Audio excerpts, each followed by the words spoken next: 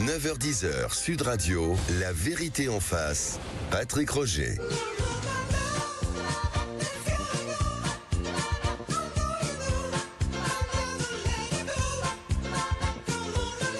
Ça y est, Jamel se croit déjà à la montagne, notre réalisateur. Il a chaussé les skis alors qu'il n'aime pas la neige. Bon, voilà, c'est ça. Manu, lui, il adore au standard. 0826 300 300 si vous voulez lui raconter vos histoires, bien sûr. Non, mais on y va un petit peu dans la vérité en face. Ça fait du bien aussi de prendre un petit peu l'air. Et je voulais savoir, parce qu'on est en plein milieu des vacances scolaires, si ça marchait du côté de la montagne et des stations, parce qu'on dit que avec le réchauffement, toutes les conséquences, il y aura moins de neige. Il y a des stations, notamment des stations de moyenne montagne ou de basse altitude, qui auront des difficultés. Tiens, on va justement y aller dans ces stations. On va aller dans les Alpes, dans les Pyrénées, et puis on va faire une descente au flambeau, si vous le voulez bien, dans un instant. Oui, vous avez peut-être assisté déjà à ces descentes au flambeau. Du côté des Pyrénées, je suis avec Jacques Alvarez, qui est du côté de Font-Romeu, c'est ça, Jacques Alvarez? Eh oui, c'est ça, bonjour. Bonjour à tous. Bonjour à tous. Sur tout le domaine de Font-Romeu, Oui, Font-Romeu Pyrénées 2000, ce sont deux stations, historiquement c'était deux stations et elles ont été reliées, donc on exploite les deux stations, exactement. Bon, alors est-ce qu'il y a du monde et est-ce qu'il y a de la neige? Ah oui, on a beaucoup de monde, c'est une saison incroyable. Ouais. Nous, on est tous les jours surpris de la fréquentation. Là, au moment où on se parle, il y a 12 000 skieurs sur les pistes en même temps. On a eu cette fréquentation tous les jours de la semaine qui vient de passer, puisqu'on est sur la zone Occitanie, première zone Occitanie, et puis on a aussi beaucoup de Bretons et de Nantais. Ouais, c'est vrai. Donc c'est une fréquentation qui est exceptionnelle et puis qu'on attendait depuis très longtemps. Ah oui, c'est vrai. Parce que, en même temps, vous avez eu beaucoup de neige, quoi, c'est ça. Il y a encore beaucoup de neige, quoi. Alors il y a encore beaucoup de neige, on a eu un peu plus d'1,50 m de neige naturelle cumulée depuis l'ouverture, on a ouvert le 7 décembre, et on a encore beaucoup de neige sur les pistes ouvertes, on a entre 70 et 80 cm, et on en attend puisque demain il va neiger encore 15 cm. Ouais. Demain il va encore neiger, oui. Donc, Demain il va neiger, et de nouveau des conditions hivernales avec du froid, de la neige encore mardi, donc voilà. Ouais. On retrouve encore des conditions d'hiver. Oui, c'est ça, parce que c'était l'année dernière ou il y a 2 ans, je ne me souviens plus, où il n'y avait pas eu beaucoup de neige. C'était un petit peu plus difficile la saison, non, Jacques Alvarez?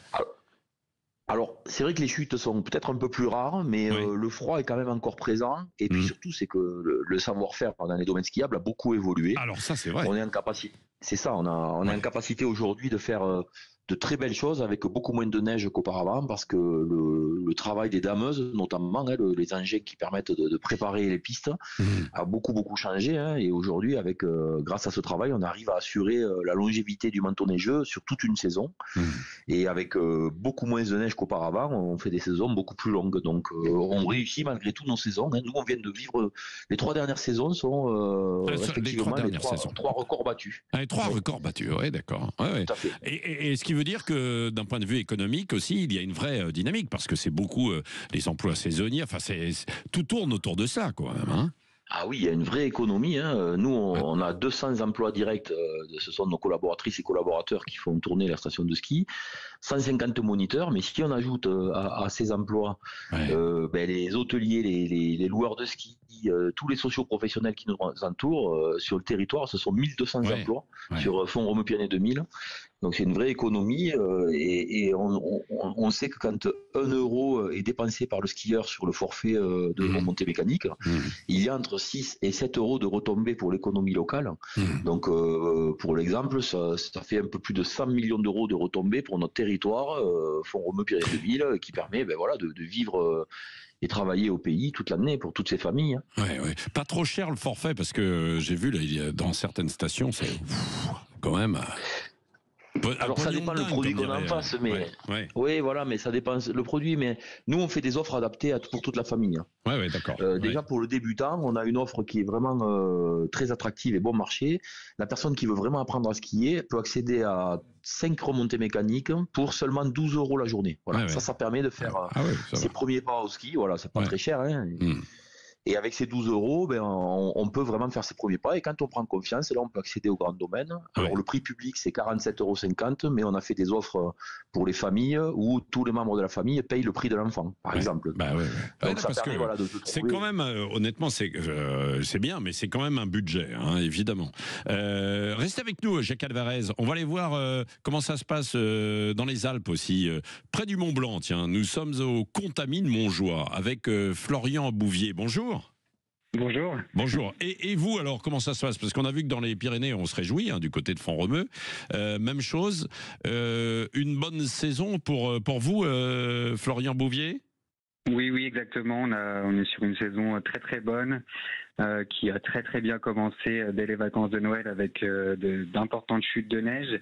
Et puis là, on sort d'une semaine avec que du beau temps et vraiment un très beau manteau neigeux. On a 1,90 m de neige au sommet de la station et 55 vraiment au pied des pistes, 55 cm au pied des pistes. Donc des conditions idéal pour les skieurs qui sont nombreux sur ces vacances scolaires. Et qui viennent d'où du côté des Contamines dans cette semaine? Parce que Jacques Alvarez nous disait, lui, bon, beaucoup la région Occitanie, les Bretons, les Nantais, etc.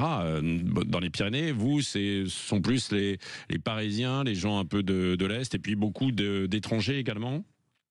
Oui, tout à fait. Alors sur les Contamines, on accueille aussi beaucoup de clientèle parisienne avec grand plaisir, mais également des Bretons. Et puis sur la partie étrangère, on va dire qu'on a la majorité de nos clients qui sont des Britanniques, mais également beaucoup de Belges, et puis également des Allemands et Suisses qu'on a le plaisir d'accueillir ici. Oui, bon, donc il y a beaucoup de monde et de la neige, et vous n'êtes pas menacé par le réchauffement, parce qu'il y a quand même, on le dit, c'est un vrai problème pour certaines stations qui auront peut-être un petit peu moins de neige, quoi. C'est les stations de basse altitude, hein, Florian Bouvier, beaucoup plus. Hein. Oui, c'est sûr. Après nous, sur le domaine skiable des Contamines, on a la chance quand même d'être sur un domaine qui monte jusqu'à 2500 mètres d'altitude. Et qui par ailleurs bénéficie de très bonnes conditions, on va dire climatiques, qui permettent une bonne conservation de la neige.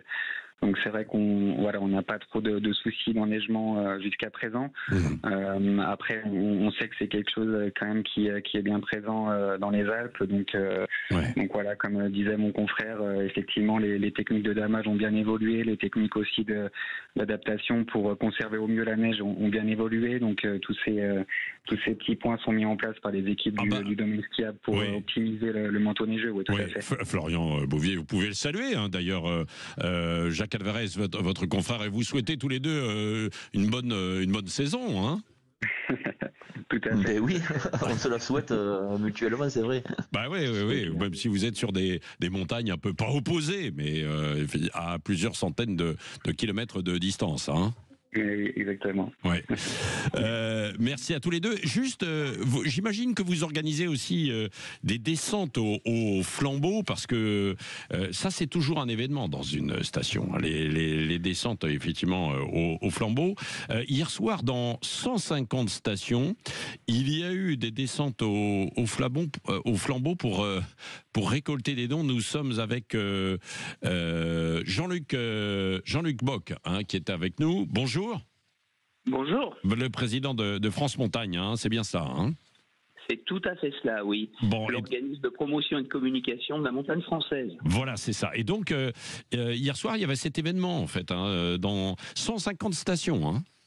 Alors 150 stations et des milliers de participants, aussi bien des adultes avec l'encadrement des moniteurs que des enfants. On a eu beaucoup d'enfants qui ont fait pour la première fois cette descente au flambeau. C'était un pur honneur hier soir et tout le monde était ravi, d'autant plus que c'est une œuvre caritative à destination des enfants qui n'ont pas la possibilité de venir. Et les ESS, Domaine skiable de France et la NMSM, l'association des maires, on s'est tous réunis dans une cordée à destination de la solidarité des enfants qui n'ont pas cette chance de pouvoir venir en montagne. Oui, c'est ça. Et les dons sont pour qui alors ? Alors, 100% des dons sont destinés à des associations caritatives qui permettent d'emmener des enfants pour la première fois, pour la découverte de la neige. Oui, pour la découverte de la neige. C'est toujours ultra spectaculaire, hein, ces descentes en fait au flambeau. Oui, c'est l'illumination de la montagne pendant quelques secondes avec des torches électriques. Il n'y a pas de torches naturelles, il n'y a pas de gaz à effet de serre. C'est fini les torches naturelles, hein? Où ça s'allume, ça s'éteint, on n'arrive pas à tenir. J'ai connu ça, hein? Mais ça c'est fini. Voilà. On évolue comme tout le monde, on s'adapte, on réagit, on modifie et on essaye d'être le plus vertueux possible. Et c'est ce qui s'est passé hier soir dans plus de 150 stations. Voilà, merci en tout cas, et je voulais souligner cette initiative, bien sûr, et puis donner un petit coup de projecteur sur la montagne. On en reparlera d'ailleurs probablement de la montagne au salon de l'agriculture, parce qu'il y a aussi l'agriculture en montagne. Et puis c'est tous les territoires et leur vitalité. Nous en parlerons à partir de ce week-end, c'est l'ouverture demain. Moi j'y serai en direct mardi prochain, vendredi aussi. Jean-Marie Bordry, ce week-end, il sera bien sûr sur le stand notamment de la coopération agricole avec toutes les coopératives. Allez, nous poursuivons la vérité en face jusqu'à 10h avec tout à l'heure notre débat dans quelques instants entre Alex Darmon et Éric Tegner. 9h-10h, Sud Radio, la vérité en face, Patrick Roger. La vérité en face, entre l'actualité aujourd'hui qui est... Depuis un petit bout de temps, en fait, à chaque fois d'ailleurs que je croise quelqu'un, ils me disent dites donc, vous ne devez pas chômer vous en ce moment en fait dans les médias, parce que c'est vrai qu'il y a beaucoup de choses. Alors il y a Donald Trump, l'élection américaine, il y a ce qui s'est passé le 7 octobre il y a 1 an et demi, évidemment, avec toutes les conséquences, répercussions en fait encore aujourd'hui, cette histoire en fait des otages, et puis la politique française aussi qui est sur un fil en quelque sorte. Et là d'ailleurs cette semaine on va en parler avec vous, Alex Darmon et Éric Tegner, ce matin. On va en parler dans un instant. Richard Ferrand donc est nommé au Conseil constitutionnel. Il pouvait y avoir un vote, évidemment, des parlementaires pour dire oui ou non. Il est passé à une voix, parce que le RN et les partisans d'Éric Ciotti se sont abstenus. Du coup, certains disent c'est clair, il y a eu un deal entre Richard Ferrand, Emmanuel Macron et Marine Le Pen. Au RN, on dit oh là là, c'est du complotisme, tout ça. Je ne sais pas ce que vous en pensez, vous allez nous dire ça dans un instant. Et puis au 0826 300 300, vous pouvez exprimer.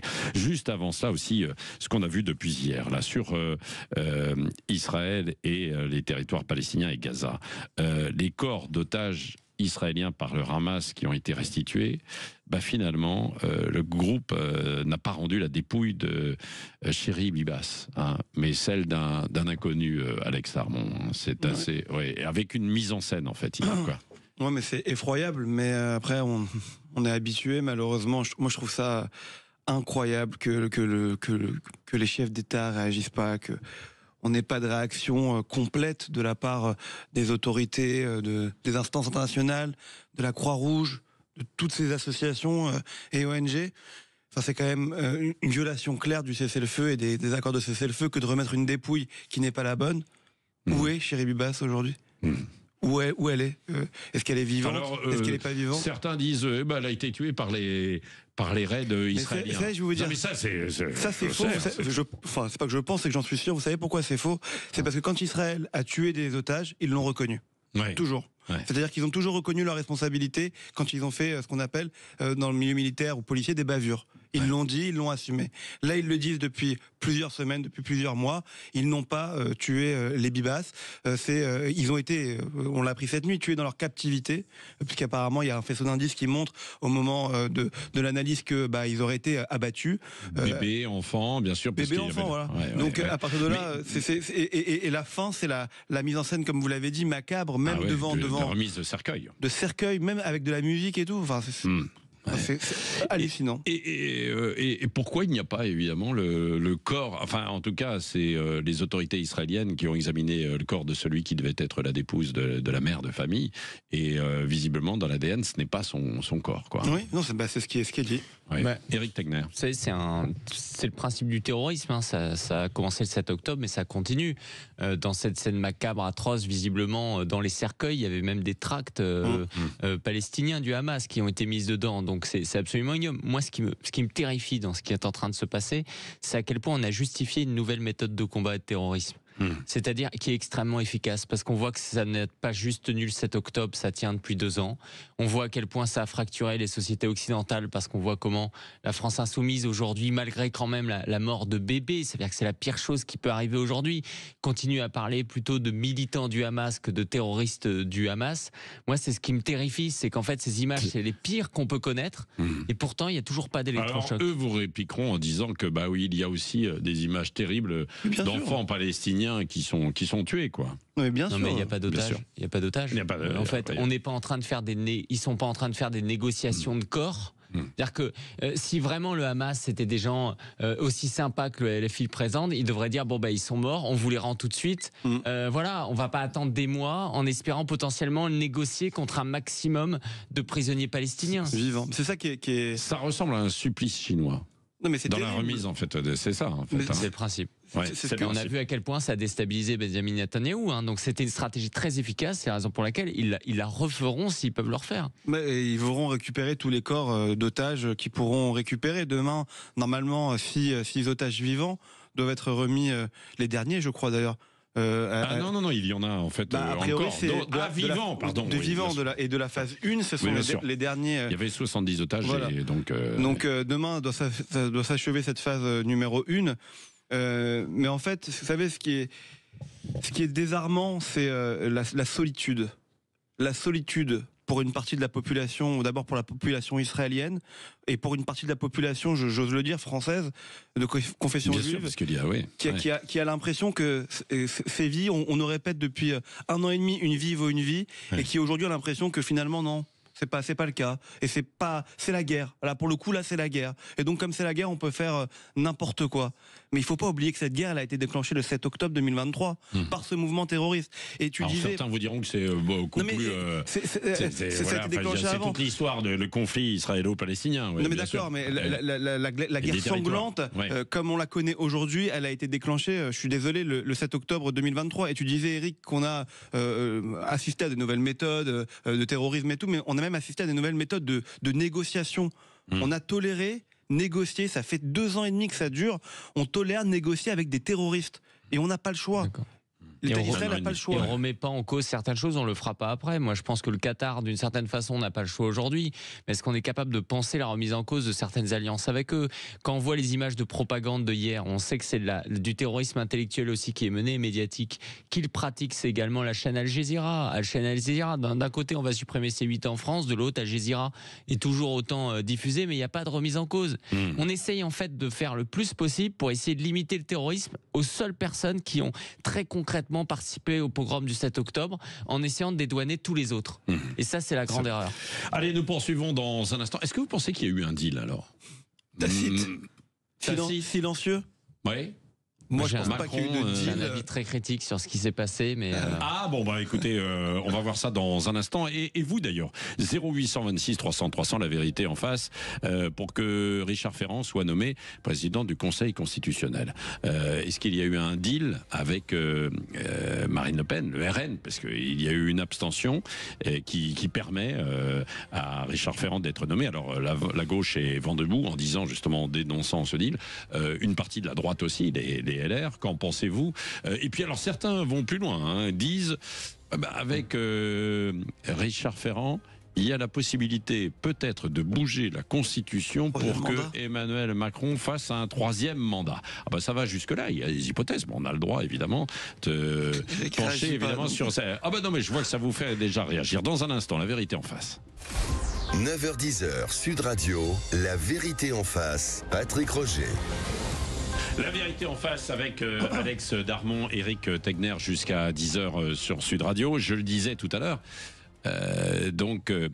Il y a Richard Ferrand qui va être président maintenant du Conseil constitutionnel, qui succède à Laurent Fabius. Certains disent qu'il n'avait pas le bagage en fait juridique pour pouvoir y aller, contrairement donc à Laurent Fabius. Bon, on verra.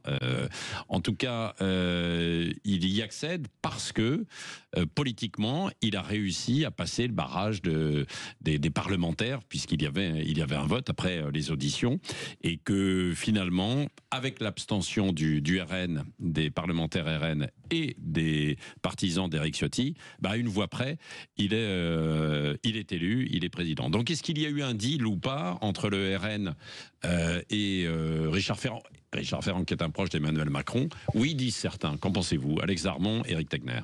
Moi, je déteste être complotiste. Donc mais je vais vous dire, d'abord, je ne sais pas. Voilà, quand je sais pas, je le dis aussi. Je ne sais pas s'il y a eu un deal.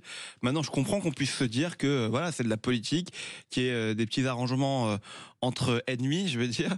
C'est possible, mais pour moi, ça serait s'il y a eu un deal tacite, un deal où on ne se le dit pas, mais on se comprend. En quelque sorte. Et donc, rappelle-toi de ce que j'ai fait pour toi, parce que moi, je me suis rappelé de ce qu'il fallait que je fasse pour toi. Ouais, c'est ça. Donc, peut-être qu'il y a eu un deal comme ça, silencieux. J'en sais rien. Oui, parce qu'on dit qu'ensuite, il pourrait y avoir une QPC. Alors, c'est assez technique, mais que, grosso modo, la décision, il pourrait y avoir une forme de... Oui, voilà, par rapport à la justice, si le Conseil constitutionnel a son mot à dire à la fin du mois de mars prochain, ou d'ailleurs début avril, on ne sait plus très bien.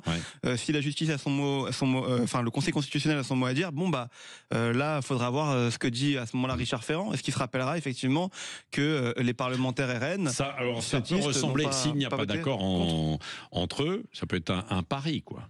Oui, mais c'est ce que je vous dis, ça peut être un pari aussi. Ça peut être tacite, il y a toutes les hypothèses qui circulent un petit peu partout. Pour moi, c'est pas un deal, mais c'est une connivence. C'est-à-dire que c'est tout à fait possible. Et en plus, Richard Ferrand et Marine Le Pen s'entendent bien, que Marine Le Pen est sondée Richard Ferrand. En lui disant, dans votre fort intérieur, qu'est-ce que vous feriez? Richard Ferrand lui dit, j'irai dans votre sens.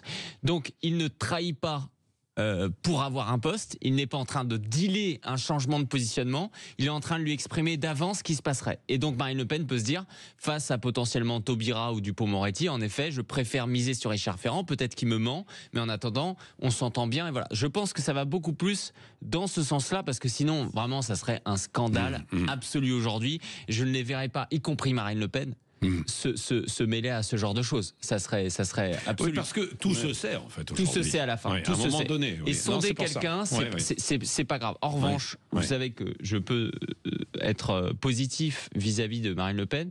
Je pense que c'est une énorme erreur ce qu'elle a fait. Et je pense pas que c'est une faute, bien entendu. C'est-à-dire que aujourd'hui, en France, on l'entend tout le temps en ce moment. On le voit sur les cas de Doualem, l'Algérien. On voit sur plein de sujets. Le problème, c'est la question de l'état de droit et du gouvernement des juges. Au Conseil d'État, au Conseil constitutionnel, dans différentes instances. Donc, si aujourd'hui, on le voit, on peut avoir des Bruno Retailleau, des Gérald Darmanin qui sont très actifs, mais à chaque fois, le droit détricote tout ça. C'est l'état de droit. Et donc, Marine Le Pen, en validant l'ami d'Emmanuel Macron à la tête du Conseil constitutionnel, elle se met dans ses mains pendant les 9 prochaines années. C'est-à-dire qu'elle va arriver en 2027, justement, si jamais elle est élue, comment est-ce qu'elle va pouvoir dire c'est le Conseil constitutionnel qui m'empêche de faire ce que je veux, parce que c'est ce qui va se passer, alors que c'est elle qui l'aura validé. Et elle refuse de faire de la politique, en fait. Et ça, c'est assez absurde. Et moi, j'étais assez, franchement, étonné par tous ces députés qui disaient oui, mais en même temps, au moins, on a de l'influence. J'avais l'impression qu'ils voulaient plus jouer un jeu, à se sentir important en choisissant quelque chose et en refusant un moment de trancher. Et je trouve qu'en fait, il y a plus rien. Du coup, ça vide de la substance. En revanche, de l'autre côté, pour terminer, je dirais que c'est ce qui m'inquiète énormément. Vous savez, on parle de dérive autoritaire en ce moment. La force d'un pouvoir autoritaire, c'est choisir son opposition. Et là, on a la sensation que par la peur qu'on fait sur Marine Le Pen, qu'elle ne soit pas éligible, en fait, on la désactive. On est en train de contrôler l'opposition, de telle sorte que Marine Le Pen et les 130 députés qui sont courageux, bien aujourd'hui, se sont littéralement couchés face à ce gouvernement des juges qu'on dénonce depuis des mois. Et ça me tétanise. Alors, ce que disent les gens au RN, c'est un non-choix et c'est celui du moins pire. Oui, mais c'est ça qu'elle dit. En fait, maintenant, vous êtes un parti de droite et en fait, à chaque fois, ils vont vous proposer un socialiste et ils vont vous dire, si vous vous alignez pas sur cette politique, on vous propose pire. Mais pourquoi Richard Ferrand n'est pas socialiste ? À la base. Si, il est socialiste. Bon, voilà, donc à la base, il est socialiste. Donc quoi qu'il arrive, c'était un socialiste qu'il fallait choisir. Éric Dupond-Moretti... je pense pas que c'était une piste très sérieuse. Dupond-Moretti ? Ah bon ? Je crois pas que vous connaissez bien, vous aviez fait un doc. Garde des Sceaux et en vient un moment, il est très proche d'ailleurs de Richard Ferrand, donc je pense qu'il a, je pense, je sais pas, c'est une hypothèse, qu'il a encouragé la nomination, enfin en tout cas la candidature de Richard Ferrand. Mais moi, juste pour répondre à Éric, je trouve que au contraire, Marine Le Pen fait que de la politique dans cette histoire. Politique aérienne. Oui, mais que de la politique. C'est ce que dit en fait. Mais il dit, elle fait de la politique, mais de la mauvaise politique. Elle fait une erreur. C'est la politique de salon. Politique politicienne. Elle essaie de rassembler autour d'elle, de faire en sorte d'avoir des petits accords. Et donc, ça dit juste une chose, c'est que comme elle a combattu le système depuis des années, depuis des mois, elle est en train de tout doucement d'y entrer dans le système. Oui, mais jusqu'à où? Ça c'est pas. En fait, à la fin, elle a peut-être compris qu'il fallait rentrer, qu'il fallait. D'ailleurs, comme ils le font à l'Assemblée nationale. Oui, mais les députés se tiennent bien, ils participent aux jeux démocratiques, aux jeux politiques, aux jeux législatifs. Ils essayent d'être respectables. Ah bah oui, des fois ça dépasse. Des fois ça dépasse, et comme ça vous dépasse, eh bien, Alex, pour pouvoir faire en sorte d'être élu. Parce que en fait, la respectabilité, ils ne l'auront jamais suffisamment. Deux, peut-être. Non, ce que je veux dire, c'est qu'on est dans un moment. Il y a eu Trump, il y a les gouvernements européens, etc. Elle est complètement un contre-mouvement. On le voit aussi, y compris par rapport au LR. Moi, je pense que si elle s'aligne sur une politique de centre-droit, les gens vont préférer des gens de centre-droit qui ont été au gouvernement, qui ont des compétences. Sur la compétence, ils sont pas assez qualifiés. Et c'est ça le problème. Moi, je trouve qu'ils sont complètement en décalage là-dessus. Et en fait, oui, sur la fermeture de C8, c'est grâce à LFI. LFI, on peut dire ce qu'ils veulent, ils font de la politique. Et là, le RN, depuis 3 ans, en fait, systématiquement, on est content, on a un peu pesé, on soutient un peu le gouvernement, mais les Français, à un moment, ils s'en foutent de savoir que le RN ils ont fait tomber le gouvernement. Oui, ils ont fait. Mais le seul gouvernement qu'ils ont fait tomber, c'est un gouvernement de droite. J'aimerais bien vous entendre. Qu'en pensez-vous? 0826 300 300, 0826 300 300. Et est-ce que vous pensez qu'il y a un deal? Et est-ce que Marine Le Pen, en abstenant en fait son groupe, est-ce qu'elle fait une erreur politique ou alors c'est un bon choix stratégique? Alors ce que vous disiez, oui, Alex Darmon. Moi, je pense qu'elle fait le choix le plus judicieux pour elle, en tout cas, sur un accord tacite, sur un pari. Voilà, elle fait de la politique. Si un référendum, elle va soutenir, elle est dans le sens de Macron aussi, pour pas déplaire s'il propose des choix consensuels. Ça va s'arrêter où? Non, mais encore une fois, je dis pas qu'elle a raison ou qu'elle a tort. Je constate que depuis plusieurs années, politiquement, elle s'inscrit dans un projet qui dure, qui progresse, et donc par conséquent, elle a un enjeu qui est considérable au mois de mars, et qu'elle a besoin d'avoir des appuis. Je pense que si jamais elle est jugée coupable. Vous avez raison sur le fond. Moi, sur la censure, je comprenais complètement. Personne ne lui en aurait voulu d'avoir voté contre Richard Ferrand. Personne. Il y avait les Républicains qui étaient contre. J'ai pas dit ça. Non, mais c'est-à-dire qu'elle ne se serait pas diabolisée. Elle aurait pu poursuivre sa normalisation tout en ayant un discours politique qui est le seul. Parce que moi, je suis pas un démago. Je pense pas que c'est juste la faute des ministres, de Retailleau, de Darmanin, etc. Je pense que c'est un problème de droit. Ils l'expliquent tous, les ministres. Et donc là, en fait, le seul problème qui est d'adapter notre droit, la Constitution, etc., elle le met de côté. Ça veut pas dire qu'elle le fera pas. Donc en fait, c'est de la démagogie, le reste. Parce que dans ce cas-là, tout ce qu'elle va proposer, elle ne pourra jamais l'appliquer. Ouais. Mais elle préserve peut-être aussi quand même l'avenir. Parce que si ça avait été quelqu'un d'autre... la peur sur son inéligibilité, c'est là où je vous dis que c'est ce qui me tétanise, c'est qu'en fait, on la rend, on la vide de sa substance politique par la peur qu'on lui fait peser sur les épaules. Je trouve que c'est effrayant pour notre démocratie. Moi, vraiment, ça m'a choqué.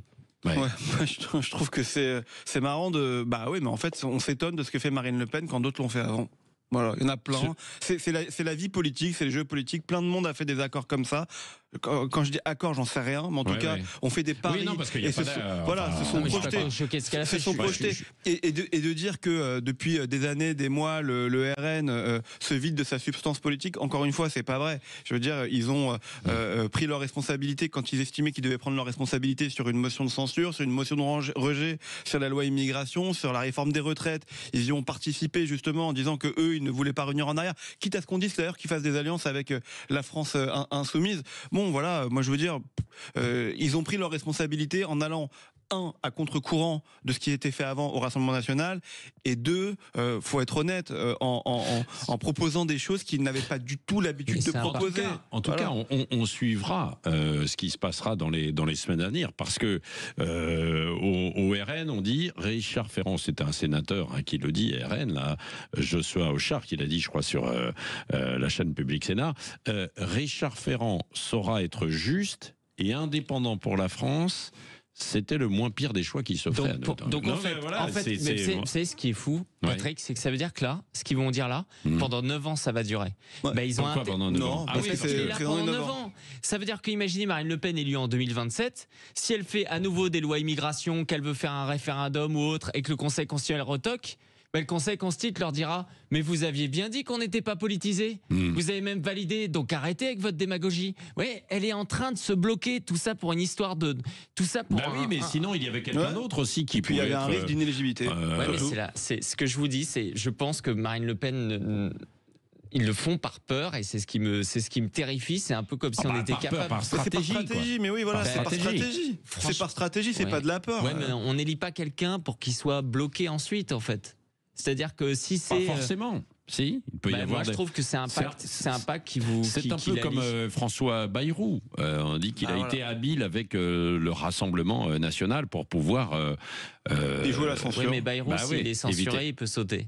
Richard Ferrand, c'est là 9 ans. Il va suivre 2 élections présidentielles. Ouais. 2 élections présidentielles.